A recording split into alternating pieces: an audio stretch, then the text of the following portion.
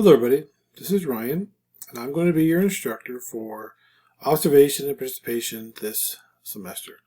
I'm excited to get to work with you, and I wanted to make this little video to introduce myself and introduce you to the course. So, let's get started. So to begin, you start in Canvas, click on observation and participation, and while that's loading, I'll tell you about myself a little bit.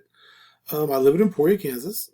I began as a math teacher, and now I work at the central office as the Director of System Accountability for the Emporia School District. I've been teaching online classes for a long time. Been doing this class last couple of years. I really like it. It's a fun class to be doing. So it loaded up. So let's go through it a little bit. So the first thing I want to point out to you is our home screen. The announcements up here at the top. I send out a lot of announcements, so make sure you have announcements, the notifications for announcements enabled on your email, so you get them on your email, on your phone, or on your computer. This is me. I'll put a video link right in here of this video I'm making right now. So the next place I want to go is the announcements. So the announcements are important. Like I said, that's very important to me. That's my primary mode of communication with you. I don't send lots of emails. I primarily post announcements. So you'll see here is this one that you should have already gotten. You'll get an intro video announcement here in a little bit. And then you're going to get an announcement tomorrow for week 1.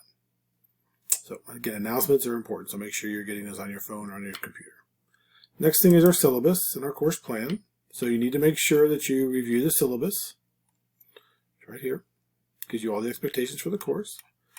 You can also download it right here. Here's also our course at a glance. This will give you all your due dates. So make sure you print it off as well and put it on your calendar or whatever, so you make sure you get things done on time. And here's the download button so you can download it. So you'll see your first module is due on August 29th. Your second one is due September 6th. And it gives you exactly what you're going to be doing in each module. So the next place I want to go is to your modules. And you'll see here's a getting started, start there. And then this is your module 1. And you just follow through these modules. So I recommend the first thing you do is you start with your to-do list. So you kind of know what to do in this module. So your to-do list. Then once you've reviewed this, you're going to want to take a look at your next one. So click next. It'll take you to the next module or next page. This tells you what you're going to be doing this semester. So you'll be doing observations. You'll be doing 36 hours worth of observations over the next 4 or 5 modules. So make sure you take a look at that. Make sure you're getting your due dates. And then you'll need to make sure you understand your endorsement areas. Read through that. And then this is where you're going to want to attach your expectations right here. Make sure you look at that.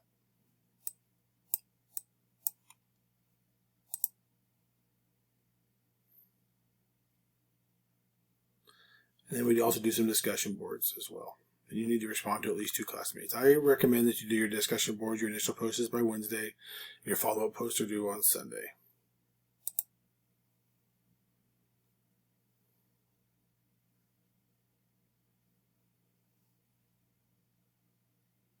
So then this describes how you set up your observation.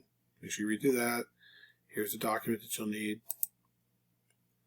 And then that next take you to module 2. So the next place I want you to go is to your assignments. This is where you'll post things. Where you'll post your assignments.